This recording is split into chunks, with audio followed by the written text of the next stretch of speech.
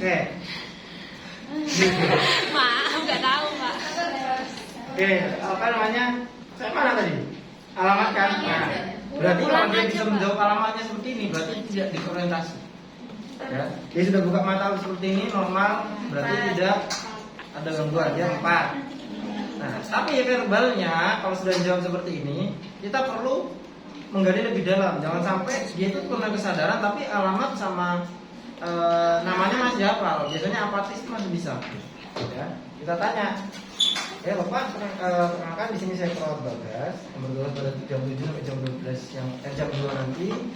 Di sini saya akan melakukan pemeriksaan pengkajian kesadaran Bapak, ya Pak. Nanti waktunya sekitar 5 menit. Nanti akan saya tanya-tanya, Bapak akan mengikuti arahan dari saya saja, Bapak ya.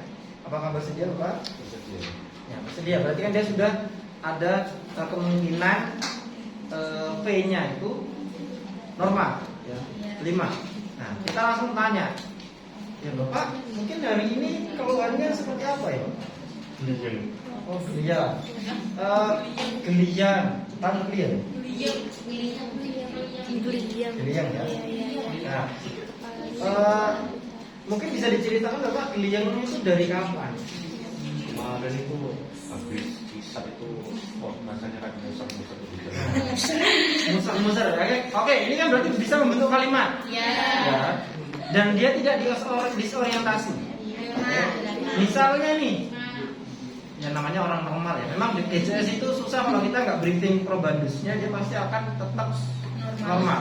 Nah, misalnya nih dia membentuk kalimat tapi jawabannya tuh salah. Misalnya membentuk kalimat, Bapak bisa diceritakan penyakitnya.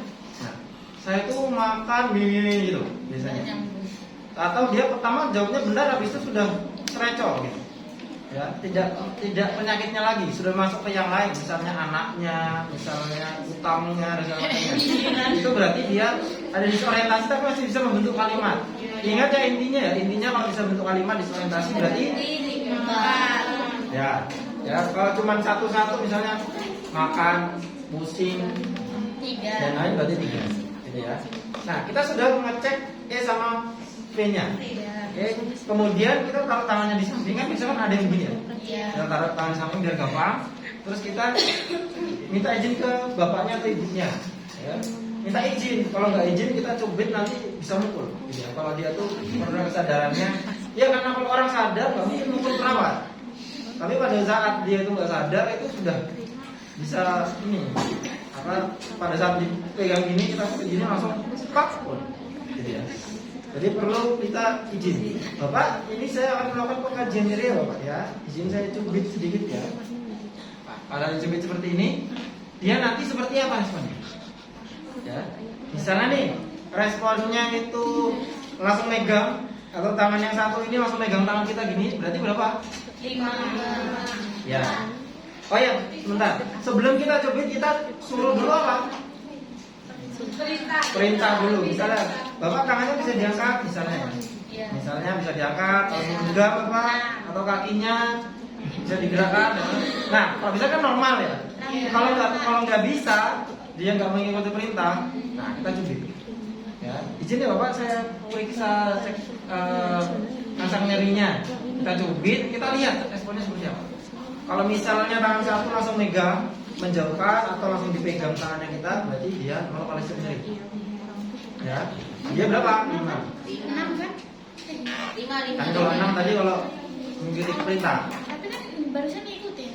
Iya, ini maksudnya saya kan mencontohkan angka-angkanya. Nah, kalau kita pada saat cubit terus dia itu hanya menarik saja, misalnya ke sana atau ke sini, tidak menjauhkan nyerinya atau melokalisir nyeri, berarti dia 4 ya. Jadi hanya narik saja misalnya ke arah sini, tapi bukan abnormal ya. Misalnya menarik ke sini atau menarik ke sana atau ke sini, gitu, itu masih 4. Tapi kalau dia pada saat kita cubit terus tangannya pelan-pelan ke sini sampai ke sini, itu berarti dia 3. Tapi kalau dia hanya diam saja seperti ini, tapi masih ada pergerakan, ya, masih menjauh gini atau seperti ini atau begini, itu berarti 2. Tapi kalau diam saja 1. Terus dijumlahkan Ya, dijumlahkan. Pak, kalau lupa bagaimana? Ya itu urusannya teman-teman. Jadi harus ingat. Jadi nanti teman-teman silakan dipraktikkan dengan teman-temannya ya. Nah, di situ nanti setelah selesai kita terminasi. Nanti di situ kan ada keluarga pasien, ada pasiennya. Ya, kalau nggak ada keluarga pasien, ya udah kita terminasi, kita sampaikan ke pasien. Ya, kita sampaikan ke pasien hasilnya. Ya Bapak. Yang perlu teman-teman ingat seperti ini. Orang koma pun itu masih ingat apa yang dilakukan orang tersebut. Maksudnya gini, orang koma itu dia itu masih bisa sadar pada saat sudah sadar apa yang dilakukan perawat ke dirinya. Ya, makanya pada saat kita datang ke orang yang nggak sadar pun kita izin. Ya Bapak, ini saya mau masukkan makanan ya Bapak. Makanya orang sudah sadar ya isi tetap kita terminasi namanya siapa gitu. Pernah ada kejadian juga orang makanya pas di rumah sakit menuntut, pernah dengar? Karena merasa dirinya dipegang-pegang. Karena itu sebenarnya misalnya tindakan keperawatan, sipin dan segala macam, tapi tidak izin.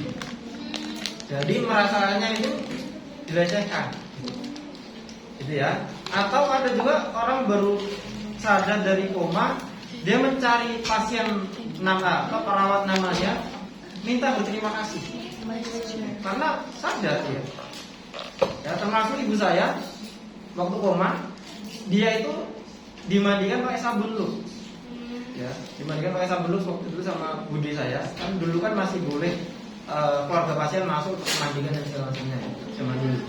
Akhirnya sampai sekarang nggak mau mandi pakai sabun lu karena keingat. Gitu ya. Gitu. Jadi teman-teman pada saat orang koma jangan dikira dia itu sadar. Ya, jadi harus tetap izin. Nah, sekarang teman-teman waktu sudah selesai terminasi tadi sampaikan.